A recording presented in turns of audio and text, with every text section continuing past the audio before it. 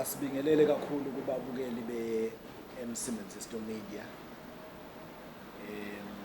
Njengoba wazi ukuthi sihlale sicela ukuthi uma ubukela i-channel yethu subscribe, uphinde umeme nabanye ukuthi besubscribe, ushare, ucommente, bese ningaweqi ama-ads asuke edlala so that sizokwazi ukuthi nathi sibe supported, sikwazi ukuthi siqhubeke nokunikeza indaba. Azikho-ke indaba esikhuluma ngazo ngaphandle kokuxwayisa abantu ngejele. Ukuxwayisa abantu-ke ngejele ngihlale ngisho ukuthi akusikho nje umuntu ukuthi wenze icala, aboshwe, agwetshwe, adonse isigwebo bese yaphumela ngaphandle bese kuphela kanjalo. Ziningi kakhulu izinto ezenziwa ukuboshwa nje komuntu. Yilokho ikahle kahle ngisuke ngikuchaza nanokuthi singakugwema kanjani ngoba iqiniso lithi amacala amaningi esawenza nabafowethu abawenza, abanye abasengaphakathi nabanye abafowethu abasazowenza, amaningi awo ilana asuke engagwemeka, ilana asuke engagwemeka. Kukhona-ke amanye amacala thina esicabanga ukuthi la ngaphandle sicabanga ukuthi ngeke uzukwazi ukuwagwema, kodwa uma usungaphakathi usuhlezi usubuyisa kahle umqondo uyabona ukuthi lawo macala akufanele ngabe ngempela uyabona ukuthi lawo macala ayagwemeka. Kodwa uma usuke ungaboshwanga, uma usuke ungazange uboshwe wahlala ejele, wathola isikhathi sokuhlala wedwa, wathola isikhathi sokuhlala uzinze, nesikhathi sokuyisola ngoba isikhathi esiningi noma isikhathi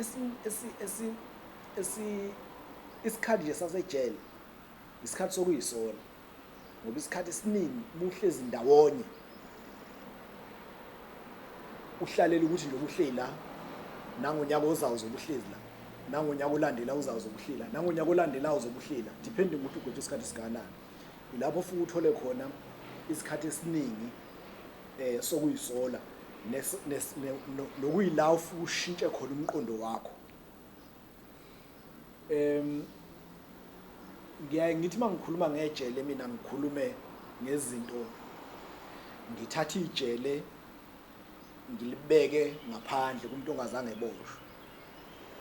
Ngakubona kubalekile lokho, ukuthatha ijele ngililethe ngaphandle kumuntu ongazange eboshwe, ngilichaze lonke linjengoba linjalo, ukuze umuntu noma osesendleleni yokuboshwa, ngoba phela njengoba siphila nje singaphandle, abaningi khona izinto abazenzayo ezibabhekisa endleleni yokuthi beboshwe kodwa bona bazi. Abanye bayazi kodwa bacabanga ukuthi ngeke beboshwe, abanye bayazi kodwa bacabanga ukuthi la macala abawenzayo akusiwa amacala azobabopha. Kodwa-ke into ey'ningi uyithola uma usungaphakathi ejele usunesikhathi sokuyisola. Kodwa-ke nginethemba lokuthi ekuchazeni ijele linjengoba linjalo, ngilichazela abanye abantu bangaphandle, lokho kuzokwenza ukuthi amanye amacala bese behlela ukwenza noma befuna ukwenza begcina bangawenzanga, mhlawumbe neminye imiphefumulo yabantu isini. Mina-ke nginesiqiniseko sokuthi ezinye zezinto enginokuyikhuluma la ziyayisindisa imiphefumulo yabantu. Bakhona nje abanye sebeke basinda, abanye ngiyabafonela, abanye bangifonela bechaza ukuthi yazi kunensizwa nje kade ngifonele isegoli.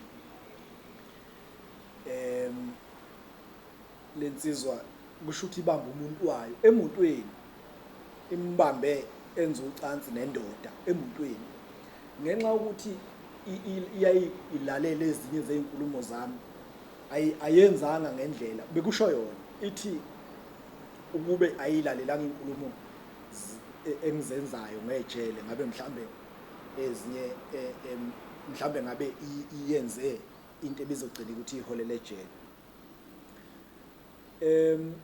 Ngifisa ukukhuluma ngezinto njengoba ngithi nje ngaphakathi ejele mawusuboshiwe usugwetshiwe unesikhathi esiningi sokuzisola kodwa futhi kulokho okuyisola kusuke kungakho nje ukuthi uhlezi.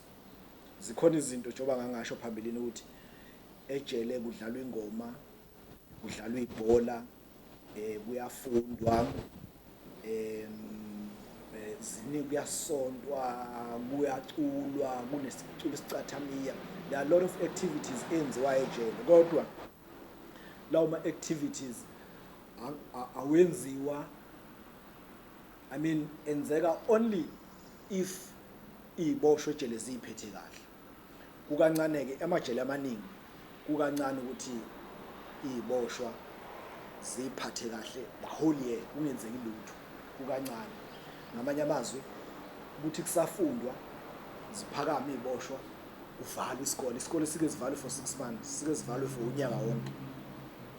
Nebhola kanjalo uma yiphakamile iy'boshwa mhlambe zigwazene, anikwazi ukuyodlala ibhola, anikwazi ukwenza ini, so you end up nihlala endlini isikhathi eside. Fortunately ikhona i-TV ngaphakathi ejele,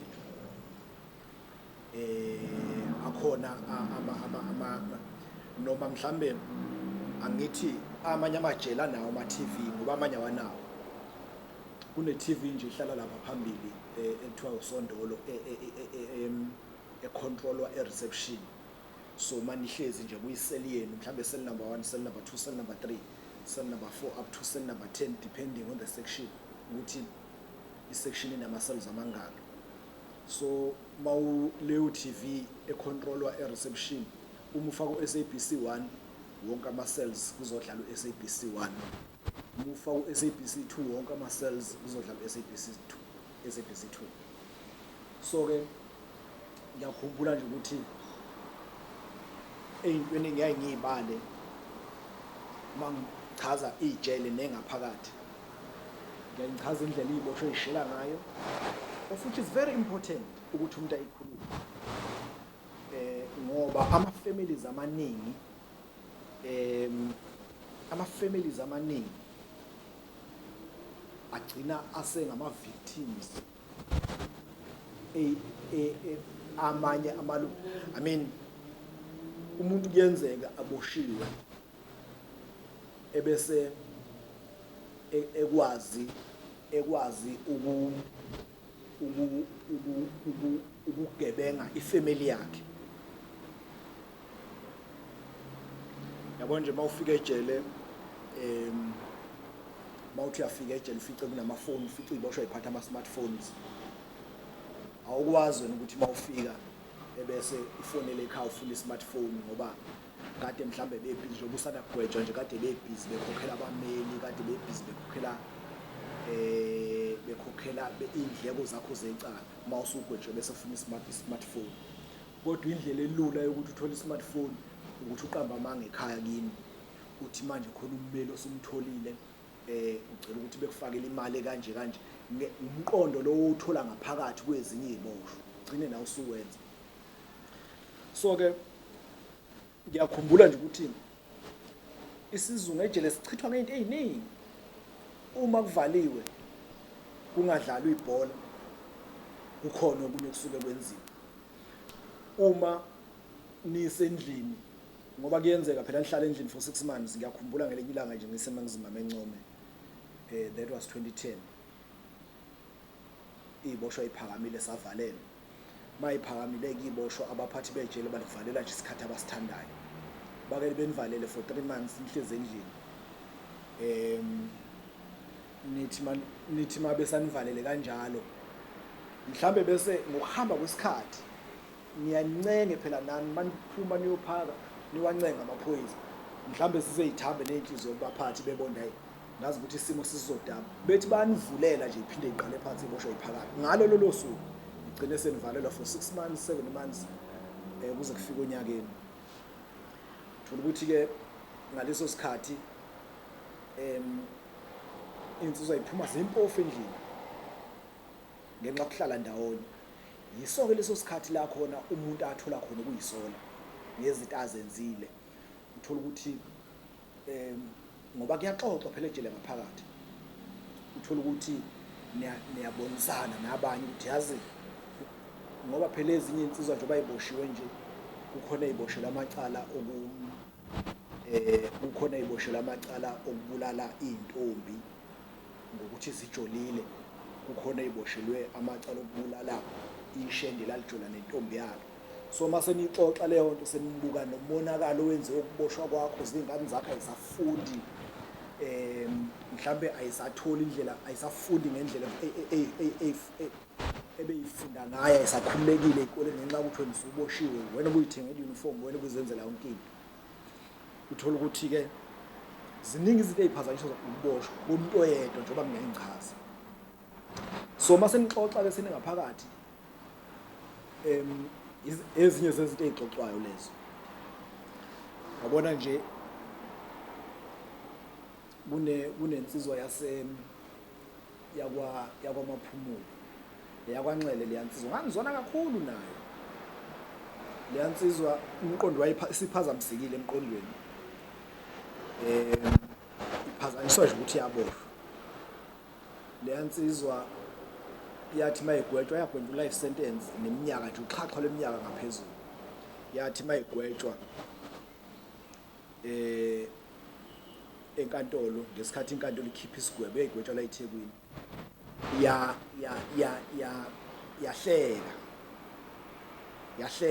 yahleka nje igwetshwa,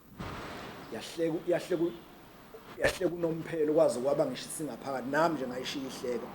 Ngaqala ukudibana nayo ngiboshwa, ngafikela kuyona eMaximum eNconga 2010 till 2015, sengise-medium la engaphumela khona. Yayihleke iphazamisekile, iphazanyiswa ukuthi lokhu yaphazamiseka enkantolo. Ngiyayichaze-ke ngezinye zezinto ejele-ke khona namahlanga. Ngiyaye ngithi uma ngixoxa ngendaba zasejele bese uma ngikhuluma nje ney'nsizwa la ngaphandle, ngiy'tshela ukuthi kwesinye isikhathi mina ngibuye ngikhumbule ejele, ngoba ejele kunamahlaya ongeke uwatholela ngaphandle. Uyathanda noma ngabe uthandi, khona amahlaya enzeke ejele ongeke uwatholela ngaphandle. Amahlaya asejele-ke ngiyaye ngichaze ukuthi ngisahleka nje, kukuhle kunjalo, mhlambe after 5 minutes ifoni ngihleka seyiphakeme njalo iy'boshwa seyigwazene. Amanye amahlaya nje ejele ngaphakathi iy'boshwa ey'ningi isuke ey'qonywe ngosaziwayo. Mina ngiyakhumbula nje ngangithandana noThandaza lo wakuMbango, nisuke niy'chuzela-ke, kodwa kusuke kuchitha kusuke kuyindlela yokuchitha isizungu naleyo. Futhi usaziwayo, ikakhulukazi ama-TV actors, awuveli nje umqondo kuphele kanjalo, awumqoki kodwa uyamshayela kuqondo. Yabona nje embhedeni mayileli insizwa imbhede njengoba endlini iwu-98 kwangukuthi indlu ingakanani. Imvamisa iy'nsizwa ziyayibeke iy'thombe zosaziwayo, ikakhulukazi amantombazane la embhedeni. Umuntu kuyayibeka isithombe sentombi yakhe, uthandana isikhathi esiningi laba abadlala kuma-soapies, Generations, Imbewu and all that.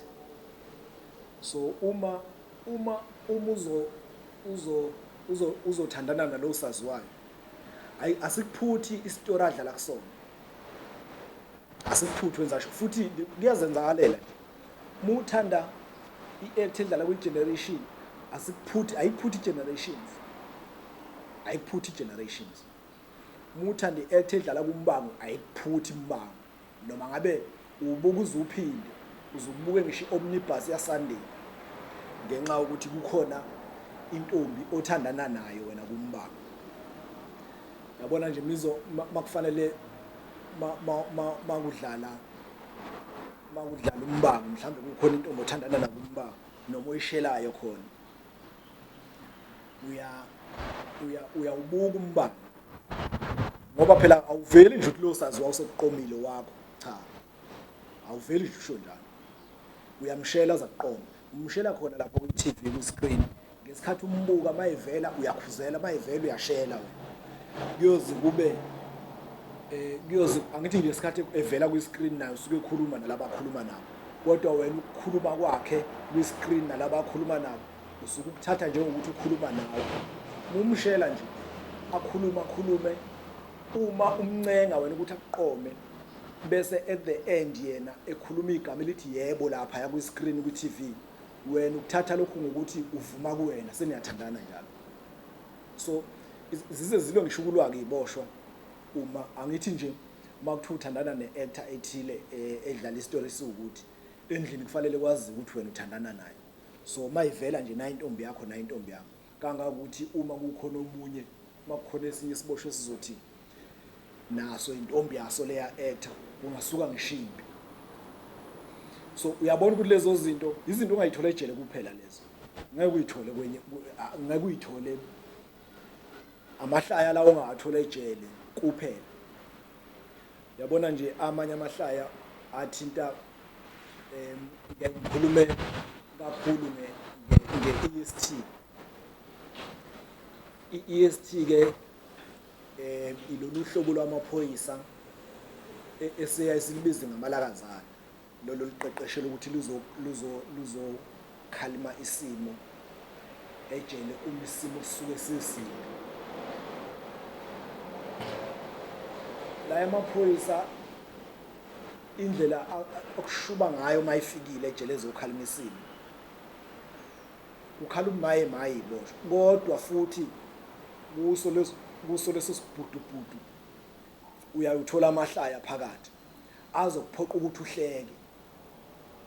Sishubele sinjalo isimo kodwa amahlaya ekuphoqa ukuthi uhleke. Yabona nje i-EST mayizofika ebusuku ejele noma izofika nje emini,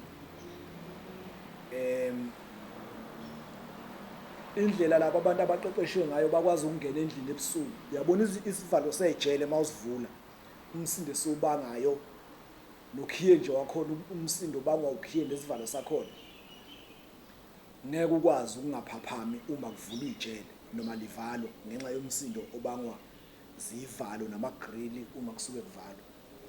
Kodwa makusuke kungena i-EST ebusuku lele awuyizwa yonke leyo nto leyo, uphaphama ngoba isigcwele indlu. EST ke mayingena endlini ayingeni soft, ithi mayingena laba abantu angazi banoqeqesho kanjani. I-EST mizongena ikingene endlini thothi mhlawumbe bawu-90 endlini, mhlawumbe bawu-100 vele nilele, ikingene endlini ingene nga-1 mhlawumbe izibe u-20 amaphoyisa ezebe u-20 ngaphakathi kuyisele ningawaboni nina abanye ethi mayingena